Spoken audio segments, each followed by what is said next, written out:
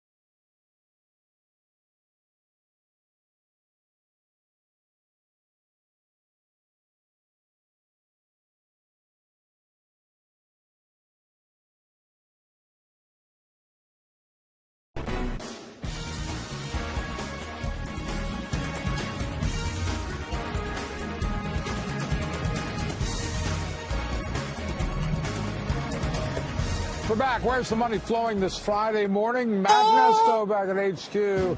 He has a nose for money. Oh, among other things, a nose full of pennies I wish I had. Let's take a look at Caterpillar, Mark, here today. It is struggling in an otherwise broad-based rally. 425 out of 500 stocks rising. It would be the worst performer in the Dow if it weren't for the big decline in Hewlett-Packard.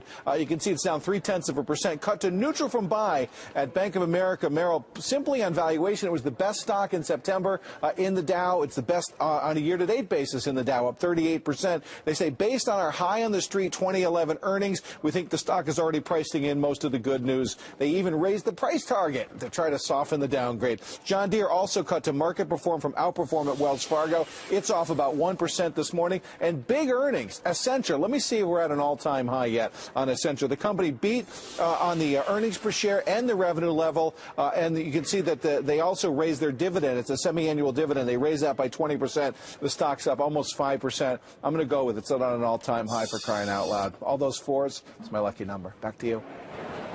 All right, the Manhattan housing market, once considered bulletproof, has been taking some lumps lately. But are things changing? There's a new report out this morning. Diana Olick has it. And Diana, is it still as expensive as sin here?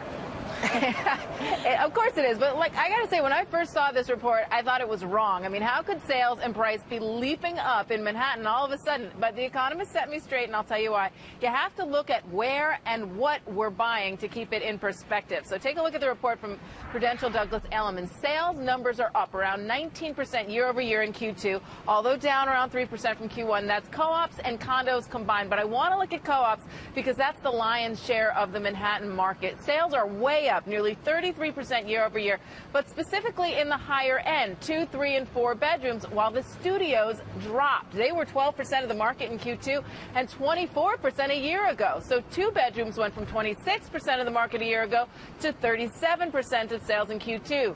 Now I'm moving to prices, and you see where I'm going with this, the shift in what's buying and selling. Prices moved up 11.5% quarter to quarter on co-ops and 23% year over year. The author of this survey, Jonathan Miller, tells me the price increases aren't real. Let me say that again. The price increases aren't real. It's the change in market share from the first-time studio buyer loving that tax credit and taking advantage of the super low interest rates, now moving back to the way the market always worked before, when the 2 and 3 bedroom apartments were ruling the roost. Now, one other note, the super high end is also bouncing back thanks to huge discounts. We're talking about 40% peak to trough price drops on the high end. So when you're considering buying your $15 million cardboard box, you're getting it for like chump change. I'm talking maybe 8, 9 million now, and you're paying cash. And that's why sales and prices are coming back up there. Mark? All righty. Thank you very much, Diana Olick. Stocks starting the month higher. Sentiment and ISM manufacturing due out momentarily. Let's get the early tick. John Lekkas is CEO, portfolio manager with Leader Capital, betting on companies with no debt. Carlo Panacione is founder of the Navigation Group, strategy by large cap multinationals. Carlo, everyone is buying large cap multinationals. Well, my list also included buying emerging market debt, high yield bonds. At this point, gold, we're not.